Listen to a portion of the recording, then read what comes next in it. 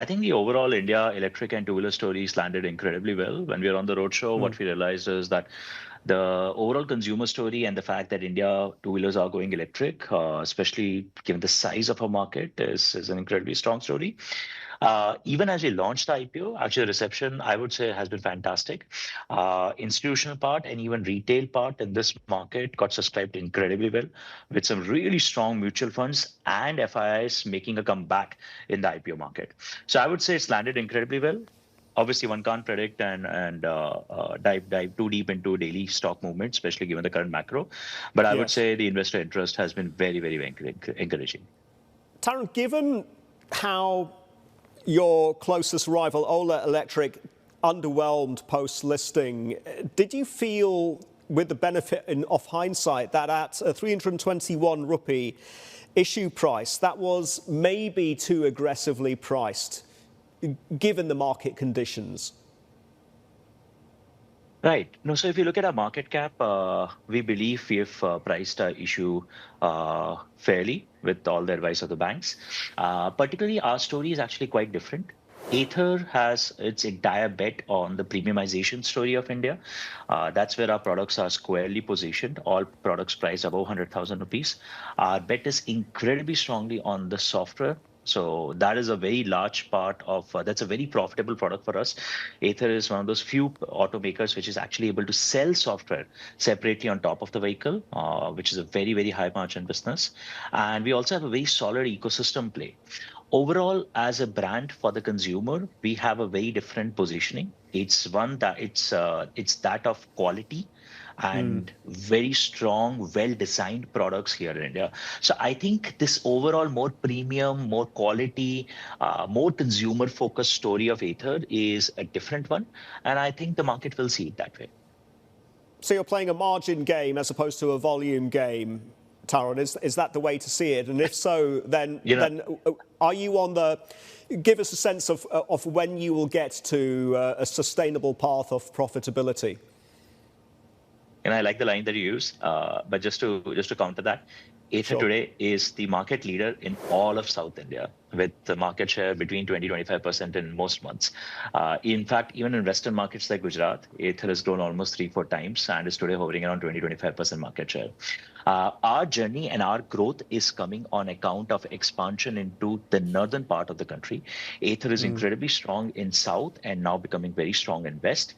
It's an expansion into the northern markets for which we've recently launched a series of products and for which we are gearing our next year's launch of products that are really targeting.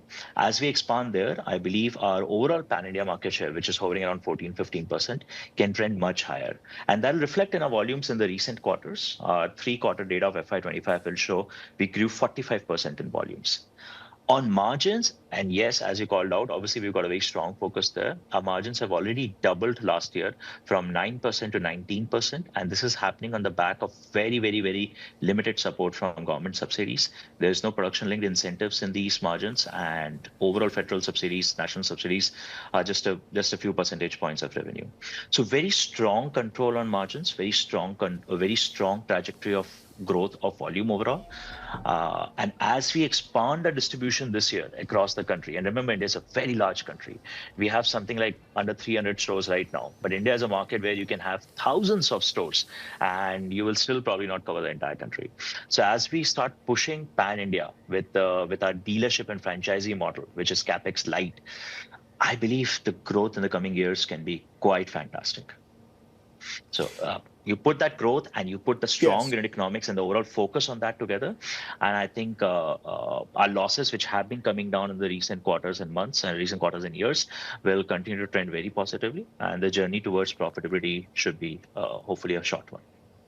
Tarun, the market seems to feel that this is an incredibly and an intensifying competitive environment that you are playing in. What do you make of that? And who do you see as your closest and fiercest rivals?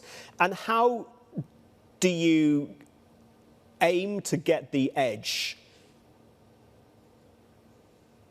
And you're right. We are building auto globally is never an easy game, and differentiation does not come easy. We knew this right from day one. We are going to do a good job, maybe a great job on distribution, manufacturing, quality, all those narratives. But the reality is, those are things which our competition's been doing for decades. Our strength and our differentiation comes from our product, comes from our technology and our investments in R&D and the vertical integration behind it. That's a place Ather's truly differentiating itself. That's the reason Ather is able to sell software when almost none of our peers are really very successful with it. That's the reason Ather has possibly the best premium play in a market where phenomenal legacy incumbents exist.